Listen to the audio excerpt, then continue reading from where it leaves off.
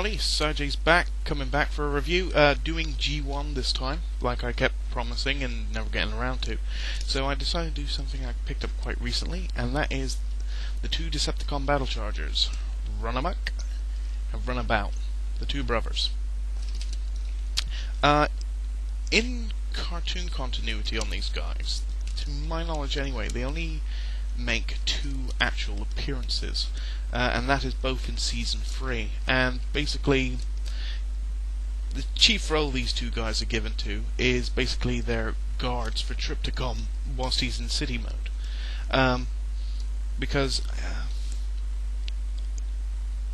I think it's the episode Ghost in the Machine, when Possessed Scourge and Octane are trying to steal Trypticon's eyes for Unicron. These are the two guys who actually try and stop him, and actually Runabout starts riding on Blastoff so we can shoot him from the air, which just seemed very, very wrong to me. And I'm just suddenly noticing on the camera I've got a spit stick. I haven't been home from work much, though, hence the whole messy vibe. But here is a picture of them in their Marvel continuity. And I will show you when I get to robot mode, and they do an actual pretty decent thing of actually representing their cartoon counterparts. Kind of. I'll talk about that when I get to it. One thing the Battle Chargers do have is that they are the largest actual proper mold Decepticon cars we ever got out of G1. You know, and actually going by color scheme and that, I do feel like these were like larger molds of the Stunticons, this being Breakdown and this being Walrider.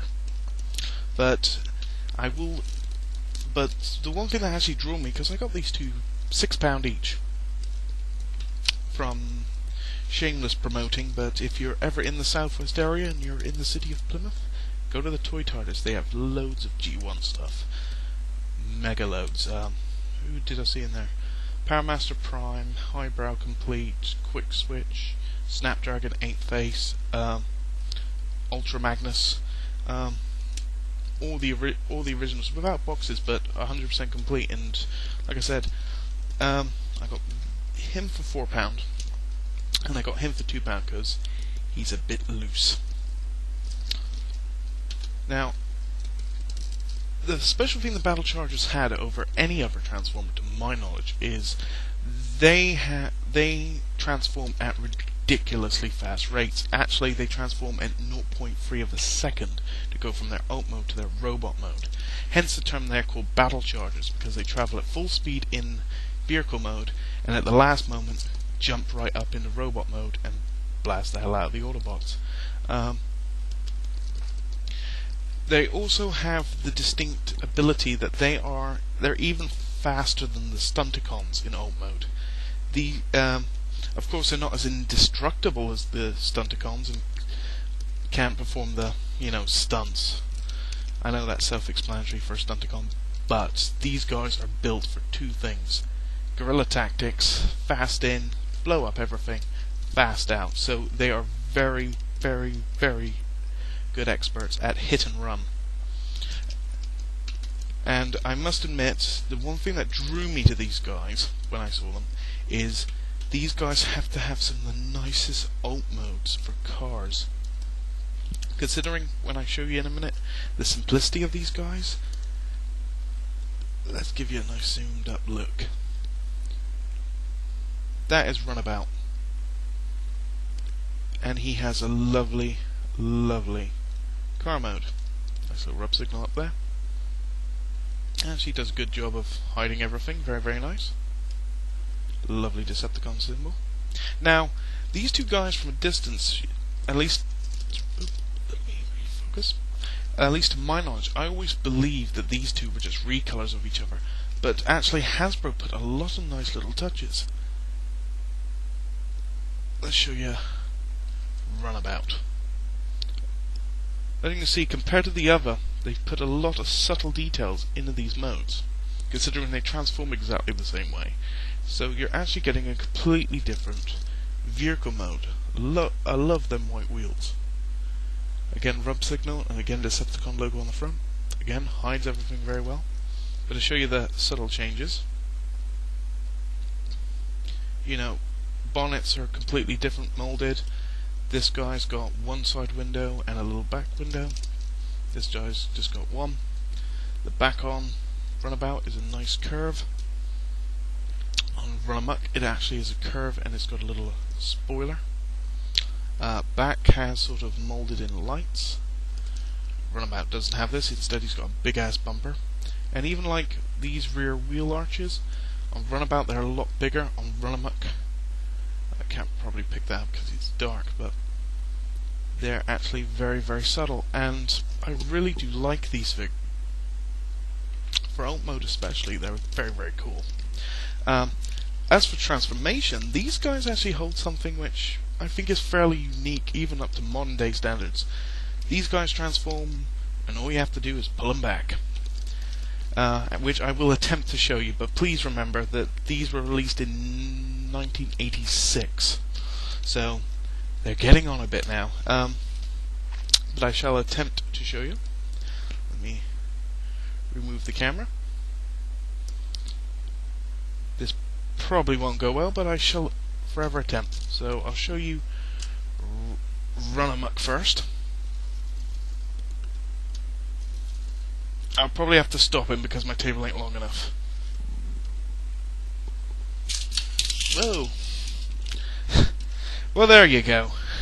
Taking out my camera and all. But, yep, as you saw, that is his transformation. He just springs up and goes right into robot mode. I will show you Runabout next, if he will. And like I said, Runabout is actually the weaker, but I knew that when I bought him, so I have to sort of fiddle about with him. Come on, Runabout, you know you wanna. There you go. But like I said, very, very, very nice little gimmick, especially for 1986. I do really quite like that. But like I said, again, apart from their body slightly different, a couple of extra things. Let me give you a zoom up on Runabout. Do like that head sculpt. And there's Runamuck. Now Runamuck, there's something quite interesting. If any of you saw my Throttlebot review, which incidentally came out a year after these guys, so you can quite clearly see where the concept of Throttlebots went. They just took out the automatic transformation feature. But one thing, if you watch that review, I mention is the one thing I love about Searchlight is his head mold. And I didn't realize it when I first picked up this figure, but for Runamuck, that is the same head mold used in Searchlight. Searchlight just has a repaint of it, but it is actually a quite nice three-dimensional head. So they are quite nice figures. Compared to their Throttlebot counterparts, their Throttlebots only come up to about up to their waist. But they are quite nice. These two did not come complete. The one thing that was missing was both these guys are supposed to have a gun. I'm not too fussed about getting it, because if you look on the figure, see this groove up here? That is where the gun is supposed to peg on. So it's supposed to be like they're both supposed to have shoulder cannons, which, considering their arms have this figure has no articulation whatsoever, I can live without it. They do display quite nicely. To give you a size comparison against some other normal stuff, there they are there they are with Deluxe Animated Prime. So they're not ultra tall, but they're definitely bigger than any Jessup Combiner components, at least. Would I recommend these guys? Let me just put you back up here. when I recommend these guys, it's very much like I said in my Throttlebot review. It's to personal taste. There isn't much to them, and there's definitely a lot better G1 characters out there. They're just like one of them little curious figures which you will pick up. But one thing I will say about these figures is because they all work off that one transformation mechanism. I was lucky. I found it in a collector shop. I got it out of the display case and I tested it first. But if you're buying off eBay, it can be a bit of pot luck if you're getting one with a good mechanism, because if the mechanism is busted, you could stick him in remote mode and you would have to physically break it to get him back into robot mode. So this is Syjays and Runamuck and Runabout saying have a good day, have a good evening, wherever the time is. Make sure you're having a good one, and I'll see you in another review. Catch you laters.